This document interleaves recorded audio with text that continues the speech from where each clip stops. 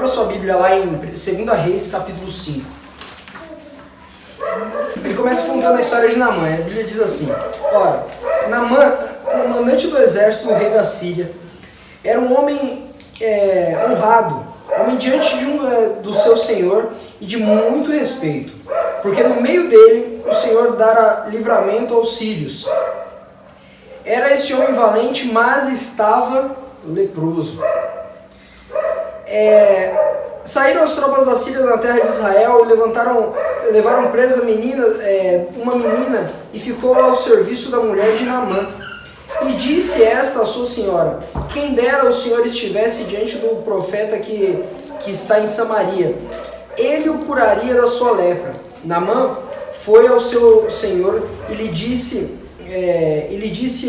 o que a menina da terra de Israel havia falado. Agora vamos pular para o 9. Assim veio Naamã com os seus cavalos e com o seu carro, parou à porta de Eliseu, que era o profeta. Eliseu mandou-lhe um mensageiro dizer: vai e lava-te 7 vezes no Jordão. A tua carne te será restaurada e será purificada. Naamã, porém, indignou-se muito e se foi, dizendo: eu pensava que ele certamente sairia, se poria em pé, invocaria o nome do Senhor seu Deus, moveria a mão sobre o lugar infectado e me curaria da lepra. Não são Abana e Farfar, rios de Damasco, melhores do que todas as águas de Israel? Não poderia lavar-me neles ser purificado? E foi embora indignado. Chegando-se a ele, os seus servos lhe disseram: meu pai, se o profeta te houvesse pedido alguma coisa difícil, não teria feito? Quanto mais fazendo-lhe ele lava-te e serás purificado. Pelo que ele desceu, mergulhou no Jordão 7 vezes, conforme a palavra do homem de Deus, e a sua carne foi restaurada, e se tornou como a pele de um menino, e ficou purificado. Olha só, às vezes a gente, essa questão de gerar um milagre, de alcançar um milagre, as pessoas elas são acostumadas a pensar que Deus vai ajudar elas simplesmente pelo fato de Deus ser Deus e elas serem elas. Porque eu sou uma pessoa tão maravilhosa e é por isso que Deus vai me ajudar, Deus vai me abençoar, como se Deus tivesse a obrigação de fazer isso às vezes. E eu vou te falar uma coisa: o milagre em Deus ele não é gerado dessa maneira. O milagre em Deus ele não é gerado pela nossa necessidade. Porque se o milagre de Deus fosse gerado pela sua necessidade, Deus entraria por si só nos hospitais e curaria todo mundo, porque todo mundo que está ali precisa ser curado. Ou senão, Deus pegaria os pobres e arrancaria da rua e daria condições para eles, enfim, e aconteceria um milagre na vida deles. Mas por que Deus não age? Por que Ele não faz dessa forma? Quantas vezes talvez nós passamos por situações difíceis, situações realmente difíceis, que nós realmente precisávamos de um milagre, e por algum motivo nada aconteceu. É comum isso acontecer. As pessoas, eu me lembro de situações onde eu orei para que Deus fizesse algo e Deus não fez. Primeiro porque Deus é Deus, Ele não precisa dar satisfação para ninguém do que Ele vai fazer ou do que deixa de fazer. E a segunda coisa é que Deus ele não se move pela sua necessidade. Deus ele se move pela sua ação. Todos os milagres da Bíblia, eles vêm trazidos através de uma ação. Todos os milagres da Bíblia, eles acontecem depois de uma ação. Eu me lembro, por exemplo, dessa história de Naamã, quando o profeta vai lá e fala para ele assim: vai lá e mergulha 7 vezes no Jordão que você vai ser curado. Por um momento ele não creu, ele achou que, poxa, perdi meu tempo vindo aqui, o cara nem me recebeu. Eu sou um cara tão importante, a gente às vezes se coloca na situação, né? Poxa, eu sou um cara tão importante, um cara tão digno, mas o profeta nem me recebeu. Você acha que eu vou dar ouvido ao que esse cara está me falando? Mas ele... E se ele saísse dali naquela condição, ele não seria curado. O primeiro ponto onde Deus ele se move através das nossas vidas, para nossas vidas, que ele se move para executar um milagre nas nossas vidas, é pela obediência. Não imagine que você vai ter o mesmo privilégio não obedecendo daqueles que o obedecem. Uma vez eu fui falar, então quer dizer que Deus tem filhos prediletos? Não, Deus não tem filhos prediletos. Ele apenas tem filhos que o preferem mais do que outros. Ele tem filhos que o buscam mais do que outros. Esses dias eu estava falando com uma pessoa a respeito disso, ela falava assim, poxa, eu vi o quanto Deus fez na vida de fulano, e aconteceu isso, e por que não pode fazer na minha? Eu falei, claro que Deus pode fazer na sua vida.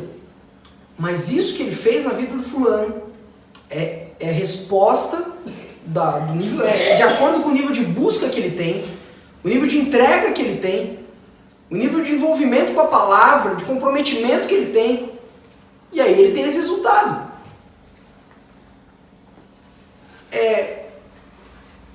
Eu me lembro do cego Bartimeu, quando a gente falou isso 2 semanas atrás, era um cego, tinha muitos outros cegos em Jerusalém. A Bíblia fala isso. Mas por que muitos outros não foram curados? Porque esse cego decidiu mudar o protocolo, ele decidiu começar a gritar, ele decidiu começar a mudar a situação como ele estava.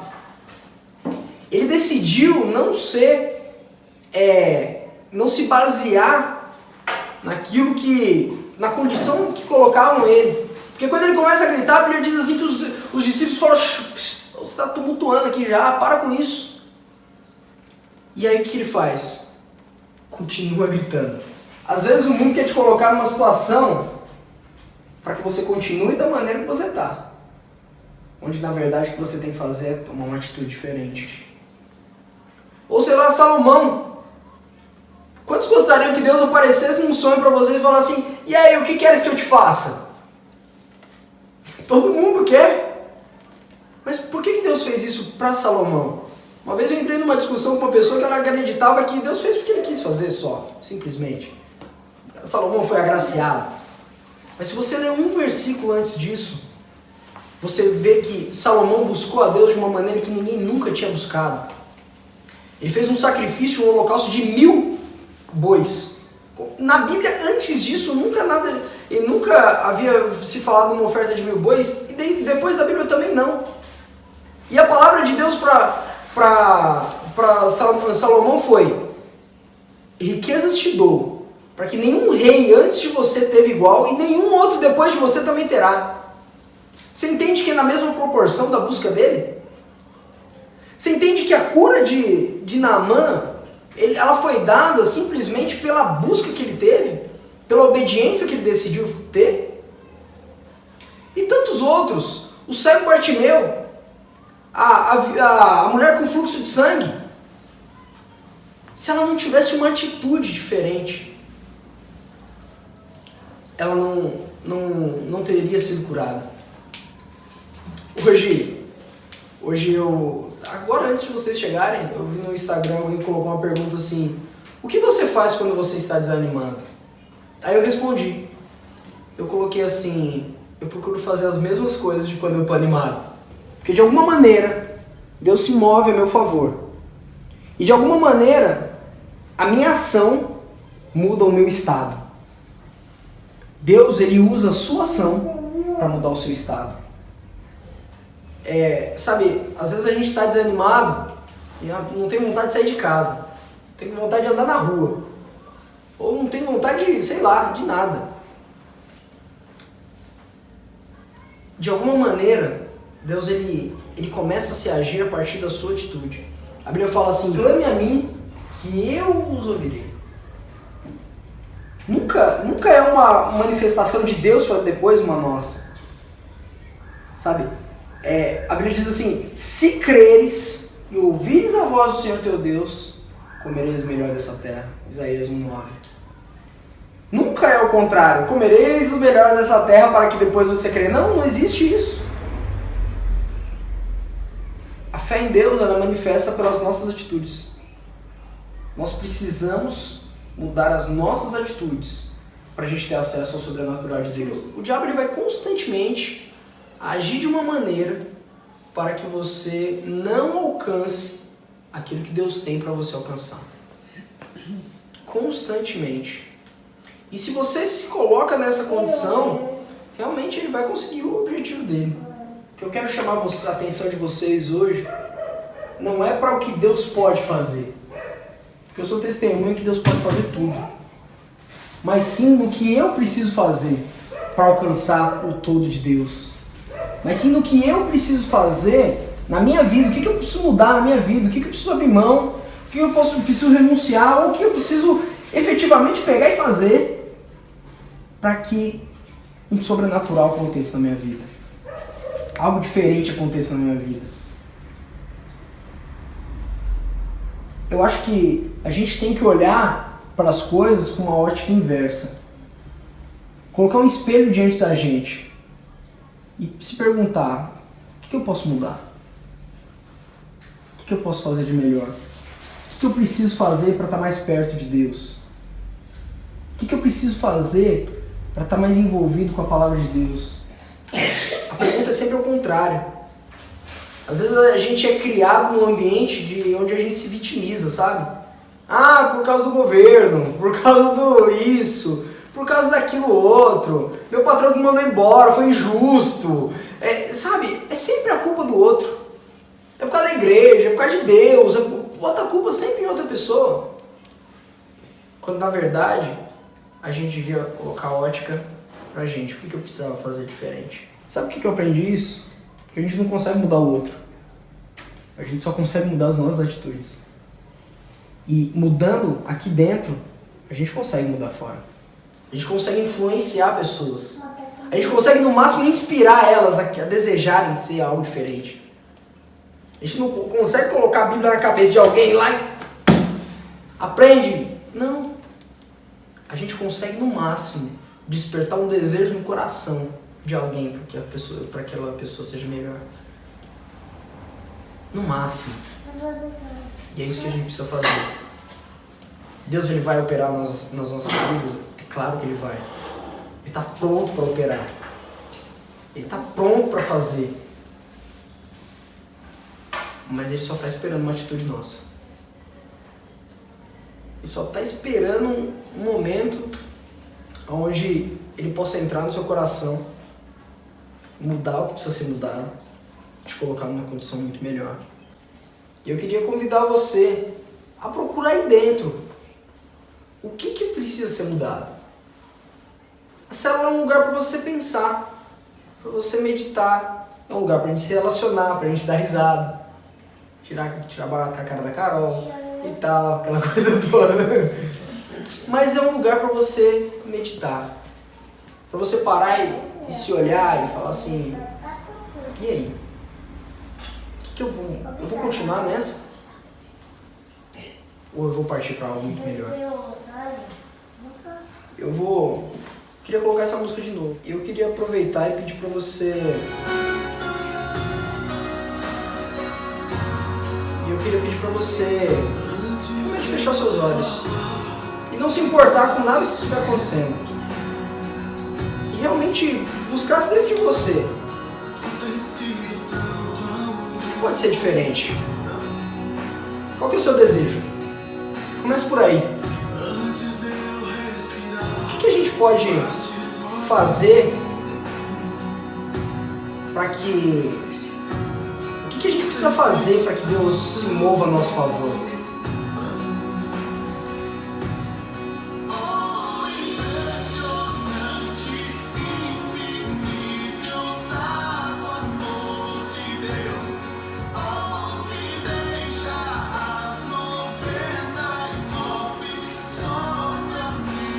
Com certeza Deus vai começar a te dar estratégias hoje. Ele vai começar a te ensinar algumas coisas. Mas eu vou te falar uma coisa.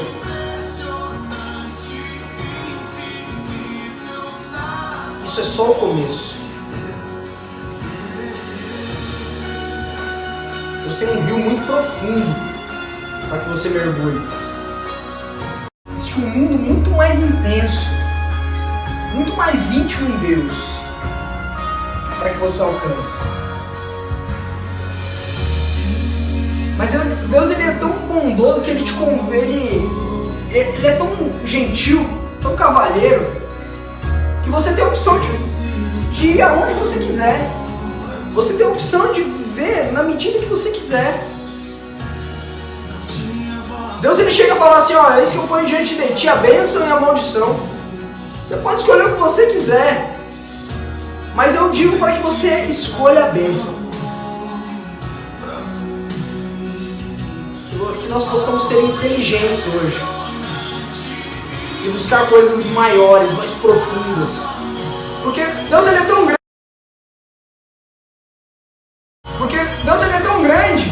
Você acha que ele vai deixar a gente viver numa situação pequena? Deus ele é tão poderoso, tão profundo. Por que você acha que ele vai deixar a gente viver numa condição de pequenez, de escassez, de dor? O desejo do coração de Deus é que você triunfe em glória. Triunfe em glória. Depende de você.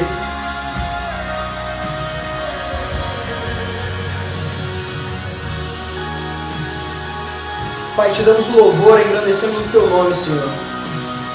Que tu possas verdadeiramente agir sobre as nossas vidas. Pai, que em nome de Jesus possamos entender o como a tua bondade funciona. O como a tua bondade, Senhor, se manifesta sobre as nossas vidas.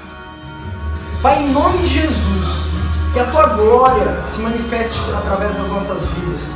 Que o teu amor se manifeste através das nossas vidas. Pai, em nome de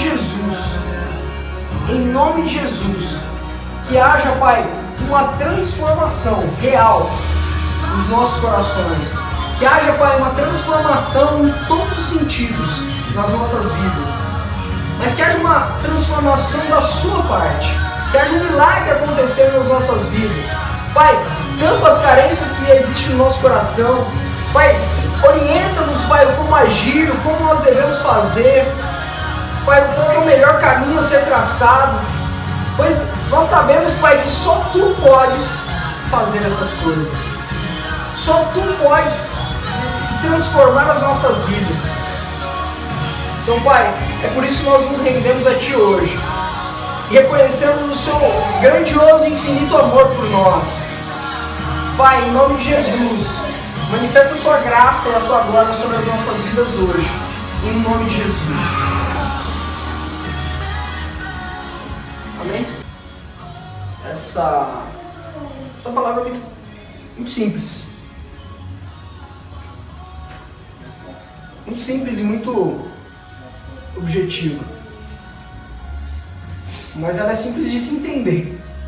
E às vezes difícil de colocar em prática. Às vezes é difícil a gente tomar uma atitude. A gente gasta muita energia para tomar uma decisão. Mas mais energia que a gente gasta para tomar uma decisão é a energia que a gente gasta em manter essa decisão. Que você possa ser impulsionado essa noite a decidir por Jesus.